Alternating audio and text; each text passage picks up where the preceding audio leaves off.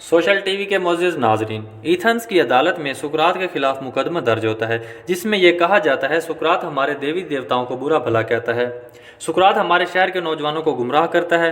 और एलिसबाइडिस जो कि सुकरात का शागिर्द और बैरी फौज का कमांडर होता है, दुश्मन मुल्क के साथ मिलकर एथेंस को तारीखी शिकस्त देता है, जिसकी वजह से एलिसबाइडिस के साथ साथ सुकरात को भी इस शिकस्त का जिम्मेदार ठहराया जाता है।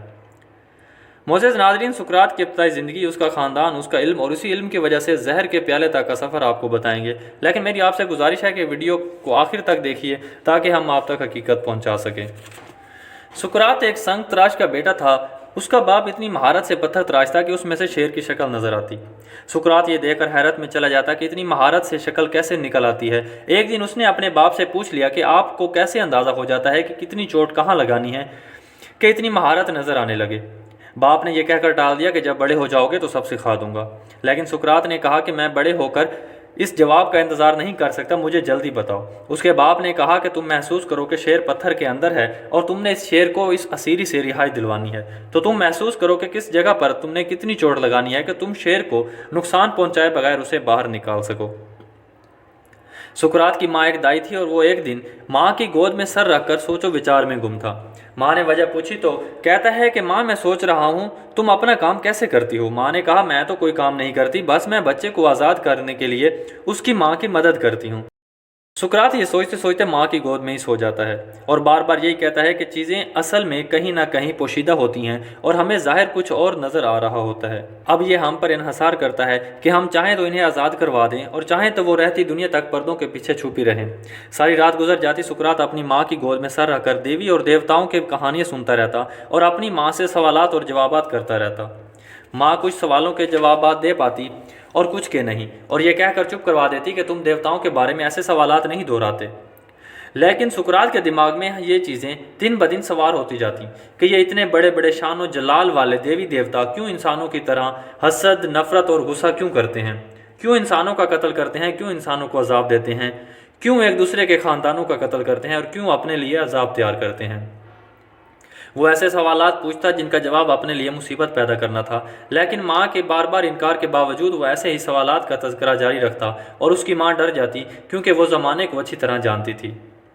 सुकरात शक्ल सूरत में बाकी यूनानियों से बदसूरत था, जिसकी वजह से वो अक्सर एहसास कमतरी का शिकार रहता और बच्चे उसको बुरे अलकाबात से पुकारते और वो रोता रोता फिर अपनी माँ की गोद में लेट जाता और माँ से पूछता कि ये इम्तियाजी सलूक क्यों किया जाता है उसके साथ। वो अपने महल्ले के कुम्हार के पास चला जाता और पूछता कि ये बर्तन कैसे खूबसूरत बन जाते हैं। तो कुम्हार कहता कि एक अच्छा और ऐब से पाक बर्तन खूबसूरत होता है। सुकरात कहता जिस तरह मूर्तियों से अच्छी अच्छी सूरतें निकल आती हैं, इसी तरह मेरे सवालात के जवाबात भी निकल आएंगे। सुकरात के बाप ने अपना काम सिखाने के लिए अपने साथ लगा लिया, लेकिन जल्द ही वो पहचान गया कि उसका बेटा एक अच्छा संग तराश नहीं बन सकता क्योंकि वो मूर्तियों से ज़्यादा इंसानों में दिलचस्पी लेता, उनसे तरह तरह के सवालात पूछता जैसे वो दुनिया से बेजार हो और जो हकीकत है वो जानना चाहता हो। सुकरात का ज़माना वो था जब एथेंस की शोहरत पूरी दुनिया में फैल चुकी थी। एथेंस के बाज़ारों में अकल दंग कर देने वाले पत्थरों के मुजस्मे हुआ करते थे जिसे लोग दूर दराज से देखने के लिए आते और संग तराशों के हुनर की दाद देते। सुकरात अजीब तर्ज के सवालात पूछता जैसा कि फिर क्या होगा, ऐसा ही क्यों होगा, क्या वाकई ऐसा होगा, क्या वाकई जो तुम कह रहे हो वो दुरुस्त है। जब उसे जवाब मिलता तो कहता कि इसके मुखालिफ कोई बात क्यों नहीं दुरुस्त हो सकती।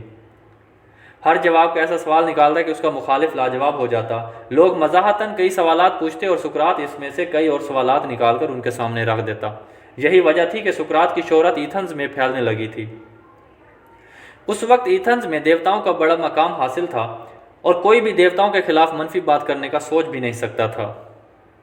यह वो वक्त था जब बुजुर्गों की सुनी सुनाई बातों को अपना अकीदा और ईमान समझा जाता। एक दिन अजीब वाक़या पेश आया कि एक यूनानी फ़िलासफ़र नेक्सागोरस कुछ मुअज़्ज़िज़ लोगों के साथ मंदिर में आया। सुकरात अपने बाप के साथ वहाँ मंदिर की तामीर में काम कर रहा था। उस फ़िलासफ़ी ने कहा कि ये चाँद और सितारे किसी देवी के पाबंद नहीं हैं और ये चाँद की रोशनी भी इसकी अपनी नहीं है, बल्कि हो सकता है ये सूरज से लेता हो। 2500 साल पहले ये बात करना, जब साइंसी दौर का नाम तक नहीं था, सबके लिए चौंका देने वाली बात थी। सुकरात इस दौर में अजीब व गरीब सवालात की वजह से लोगों में अक्लमंद तस्वर किया जाता था। लोग ये उम्मीद लगाए बैठे थे कि सुकरात इस यूनानी फ़िलासफ़र को गलत करार देगा, लेकिन सुकरात ने इसके बरक्स किया। उसने कहा कि चाँद और सूरज देवताओं के पाबंद नहीं हैं। इस बात को झूठा करने के लिए मेरे पास कोई दलील नहीं है। سقراط کے اس جواب کے بعد سبھی لوگ سقراط کو جھٹلانے لگے کہ کیا ہمارے سارے بزرگ جھوٹے تھے؟ کیا دیوی دیوتا جھوٹے ہیں؟ یہ وہ بات تھی جس کے بعد ایتھنز میں سقراط کے مخالفین پیدا ہونے لگے۔ اسی دوران انیکساگورس کو عدالت میں بلایا گیا اور اس پر کفر کا مقدمہ چلا دیا گیا۔ بالآخر تجوری کے فیصلے کے بعد عدالت اس نتیجے پر پہنچی کہ انیکساگورس کو سزائے موت دی جائے یا اسے شہر بدر کر دیا جائے۔ یوں ایک ماہر فلکیات ایتھنز سے نکل کر اپنے دیس کو چلا گیا۔ وہ تو چلا گیا لیکن سقراط کو ہمیشہ کے لیے بدل گیا۔ وہ سوچتا رہا کہ ایتھنز والوں نے ایک دانش مند آدمی کو کیوں اپنے شہر سے نکال دیا۔